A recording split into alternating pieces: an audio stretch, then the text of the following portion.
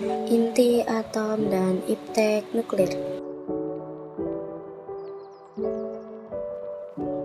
A. Struktur dan lambang inti atom. Inti atom merupakan partikel yang memiliki massa dan bermuatan positif. Struktur inti terdiri atas proton dan neutron yang disebut nukleus aktif. Proton menjadi bermuatan positif, sedangkan neutron tidak bermuatan. Notasi atom ialah seperangkat atau sistem lambang atau tanda yang menggambarkan bilangan tentang atom. Ada 3 macam nuklida, yaitu sebagai berikut. Isotop, nomor atom sama tetapi nomor massa berbeda. Isoton, jumlah neutron sama tetapi nomor massa berbeda.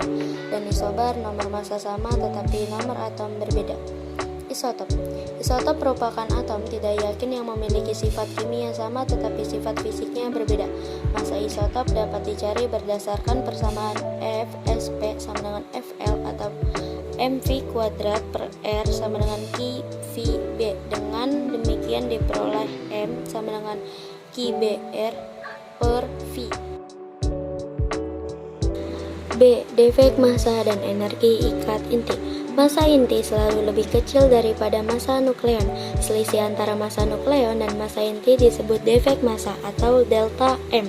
Defek massa pada pembentukan nuklida X adalah sebagai berikut.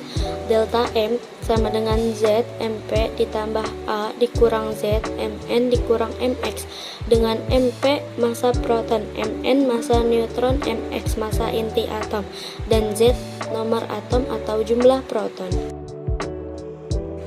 C. Radioaktivitas. Radioaktivitas merupakan pemancaran spontan partikel-partikel radioaktif oleh inti-inti atom yang tidak stabil. Radioaktivitas ditemukan pertama kali oleh Henry Becquerel. 1. Unsur-unsur radioaktif. Unsur radioaktif adalah unsur-unsur yang memancarkan partikel-partikel radioaktif secara spontan. Pemancaran partikel-partikel radioaktif itu terjadi untuk mencapai kestabilan inti atom. Beberapa contoh unsur radioaktif adalah uranium, thorium, neptunium, dan plutonium. 2. Partikel-partikel radioaktif dan peluruhan radioaktif. Ada 3 macam partikel radioaktif, yaitu sinar alfa, sinar beta, dan sinar gamma.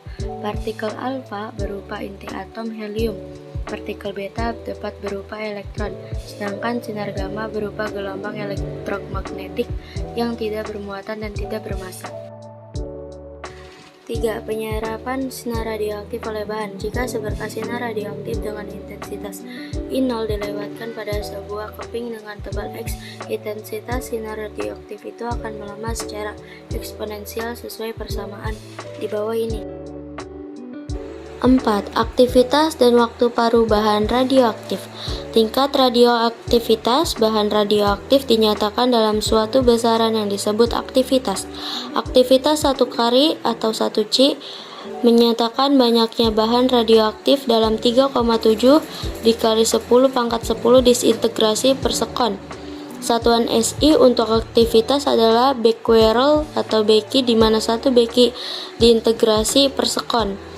Jika N0 adalah aktivitas mula-mula suatu bahan radioaktif, Nt adalah aktivitas bahan radioaktif itu setelah T sekon, E adalah bilangan natural, dan lambda adalah konstanta peluruhan inti radioaktif. 5. Deret radioaktif. Unsur-unsur radioaktif mengalami peluruhan menjadi unsur-unsur hasil peluruhan itu masih belum stabil. Unsur-unsur itu akan meluruh lagi menjadi unsur lain yang lebih stabil. Demikian seterusnya hingga dicapai suatu unsur yang stabil, yang tidak lagi bersifat radioaktif. Ada 4 jenis deret radioaktif di alam ini, yaitu deret thorium, deret neptunium, deret uranium, dan deret aktinium. D. Reaksi inti. Jika saling didekatkan, inti-inti atom akan saling berinteraksi dengan gaya inti atau gaya nuklir yang sangat kuat sehingga terjadilah reaksi inti. Reaksi inti dapat dibedakan menjadi reaksi fisi dan reaksi fusi. 1. Reaksi fisi. Reaksi fisi terjadi jika sebuah inti berat membelah menjadi 2 inti atom yang lebih ringan. Reaksi fisi disertai pemancaran energi dan partikel, misalnya neutron. 2. Reaksi fusi. Reaksi fusi adalah reaksi penggabungan 2 inti atom ringan membentuk sebuah inti yang lebih berat. 1. Hukum-hukum fisika dalam reaksi inti. A. Hukum kekekalan momentum. Besar momentum sebelum dan sesudah tumbukan adalah sama. B. Hukum kekekalan nomor atom. Nomor atom sebelum dan sesudah reaksi adalah sama. C. Hukum kekekalan nomor massa. Nomor massa sebelum dan sesudah reaksi adalah sama. D. Hukum kekekalan energi. Energi sebelum dan sesudah reaksi adalah sama. E. Teknologi nuklir dan radioisotop. Pada Desember 1942, Enrico Fermi dapat membuktikan bahwa reaksi fiksi dapat dibuat, dan yang penting lagi, reaksi fiksi dapat dikendalikan. 1. Reaktor nuklir merupakan tempat berlangsungnya reaksi inti yang terkendali. Reaktor fusi belum dibuat secara komersial. Reaktor fusi baru dibuat dalam tahap percobaan. Percobaan itu disebut tokamak. 2. Pemanfaatan radioisotop.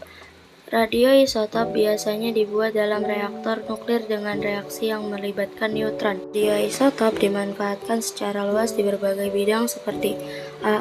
Radioisotop di bidang kedokteran. B. Bidang biologi dan pertanian.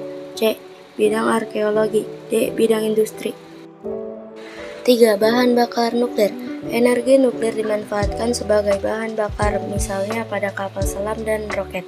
Pada kapal selam, nuklir diperoleh dari reaktor nuklir di dalam kapal selam itu.